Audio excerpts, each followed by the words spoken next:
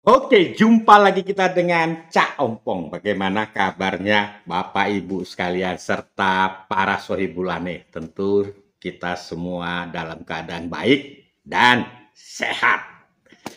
Dari kasus penganiayaan yang dilakukan seorang Mario terhadap David, ini membuka kotak Pandora yang terjadi di Kementerian Keuangan. Seperti diketahui bahwa orang tua Mario adalah seorang karyawan kantor pajak yang kekayaannya itu luar biasa aneh. Ya kenapa dikatakan aneh? Karena ya kalau dihitung-hitung dengan gaji yang diperoleh Rafael, itu tidak mungkin memiliki kekayaan sebesar yang ditengarai aneh tadi. Dari situ kelihatan bahwa pegawai pajak itu kehidupannya sangat hedonik, ya. Dan ditengarai lagi bahwa kekayaan yang diusut itu tidak seperti yang dilaporkan. Nah, disinilah rasa keadilan itu terjadi, rasa tidak adilan itu terjadi, di mana kita semua sibuk membayar pajak, nah sementara pegawai pajak sibuk menggerogoti, nilep uang pajak kita. Nah ini kan rasa ketidakadilan itu terjadi. Sampai ya ada yang mengatakan bahwa kekayaan yang sebenarnya itu bukan yang dilaporkan. Ya, diusut lagi, ditemukan lagi 500 miliar, diusut lagi, wah, merembet kemana-mana. Sampai ya Bapak Mahfud MD yaitu menerima ya laporan bahwa ada 300 triliun transaksi ilegal di Kementerian Keuangan. Wah, sontak netizen rame ya dengan menjatuhkan hashtag Menku mundur ya, SMI mundur. Nah, begitulah ya. Jadi tidak saja di media sosial tapi di kalangan pakar ya, pakar ekonomi atau pakar nyinyir, nah itu ramai. Secara natural aja Ibu Sri Mulyani ini banyak yang tidak suka. Nah kok ini delala ada problem di kementeriannya. Siapa saja dia itu yang mengatakan mundur. Nah kita lihat pertama adalah Rocky Gerung. Ya, beliau dengan vokal mengatakan bahwa biang keroknya di Kementerian Keuangan itu ya ada di Sri Mulyani. Nah itu satu ya Rocky Gerung. Nah yang kedua ya Said Iqbal. Nah ini ketua buruh. Nah itu juga mengatakan sebaiknya ya Sri Mulyani mundur.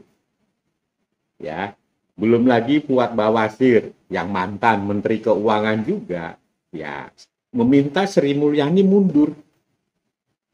Nah terakhir ini ya musuh bebuyutannya Sri Mulyani Rizal Ramli ya yang mengatakan bahwa kalau beliau diajak, nah itu problem di Kementerian Keuangan selesai katanya. Lantas yang kedua, nggak bakal Sri Mulyani mampu menyelesaikan problem di kementeriannya. Ya, pertanyaannya sekarang, kalau Sri Mulyani itu mengikuti apa pendapat ya netizen dan pakar-pakar ini, tentu problem ini tidak akan selesai. Tidak akan selesai. Bahkan para koruptor itu sangat senang sekali. Oleh karena itu, Sri Mulyani jangan mundur. Ya, bersama dengan Mahfud MD, Cak Ompong yakin ya kasus di Kementerian Keuangan itu akan selesai. Ya, paling tidak ya diketemukanlah kakap-kakapnya sambil membenahi sistem yang ada di Kementerian Keuangan. Ya. Nah, apa yang sudah dilakukan Sri Mulyani selama kasus ya Mario terungkap? Yang pertama adalah pemberhentian Rafael, orang tua daripada Mario, dari pegawai negeri sipil. Artinya, Rafael itu tidak punya hak untuk menerima pensiun. Nah, itu satu yang sudah dilakukan oleh Sri Mulyani. Lalu membongkar ya kekayaan yang bisa atau yang telah ditemukan bahwa terkuak kekayaan Rafael itu ternyata tidak 50 miliar, tapi 2,5 triliun, bahkan isunya 60 kilogram emas disimpan di bawah lantai. Wah, ini luar biasa, luar biasa. Ya, merembet lagi, ya, pemanggilan terhadap kepala kantor pajak Jakarta Timur karena ya terlihat bahwa ada keterkaitannya dengan kantor pajak Jakarta Timur, ya, Wahono Saputra. Nah, selain daripada itu, bukan hanya pajak saja, ternyata bea cukai juga sama, ya, kehidupan hedoniknya luar biasa, ya. Nah, seperti kasus kepala pajak di Jogja, Eko Darmanto. Nah, ini juga sedang diusut. Ditambah lagi Irwan AS, ya, kantor bea cukai di Makassar. Saya rasa apa yang sudah dilakukan Sri Mulyani itu sudah lumayan banyak. Ya, dari kita lihat tadi itu pemberhentian, pemanggilan, pemeriksaan bea cukai dan lain sebagainya. Sudah terlihat apa yang dilakukan. Bersama Pak Mahfud MD, Cak Ompong yakin kasus ini akan terbuka. Jadi kalau ada yang mengatakan, oh bahwa Sri Mulyani tidak sanggup untuk menyelesaikan kasus ini, ya mungkin kalau sendirian tidak sanggup.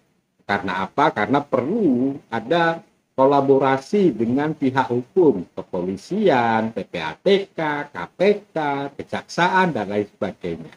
Nah, seperti yang pernah Cak Ompong singgung beberapa hari yang lalu, ya Pak Mahfud MD lah ya yang mampu atau punya wewenang untuk mengkoordinasikan, mengkolaborasikan semua institusi hukum yang ada di bawah beliau. Ya, persis ini kasusnya dengan kepolisian. Begitu Pak Mahfud MD ikut aktif di penelusuran kematian Brigadir Joshua, itu langsung terkuak semua. Jadi kalau tadi nyinyiran daripada Rizal Ramli bahwa seorang Sri Mulyani tidak mampu menyelesaikan ini, kalau menurut saya yakin mampu, sangat yakin. Ya, kasus Sambo yang sangat dilindungi anak buahnya saja terkuak kok, bintang 2 lagi.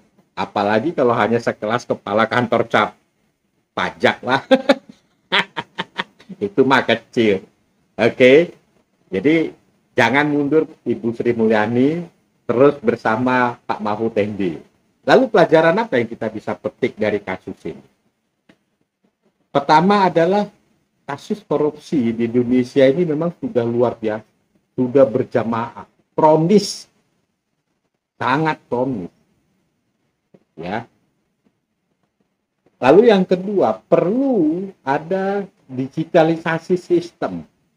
Agar apa? Agar tidak terjadi ya manipulatif. Nah, kontrolnya juga lebih gampang. Nah, yang ketiga, memang mental orang kita, kesuksesan seseorang itu diukur dari seberapa besar harta yang dimilikinya. Jadi kalau zaman dulu, ya orang-orang tua kita itu, kalau anaknya sudah bertitel itu dia merasa sudah senang. Nah, zaman sekarang tidak. Dia boleh sekolah tinggi macam-macam.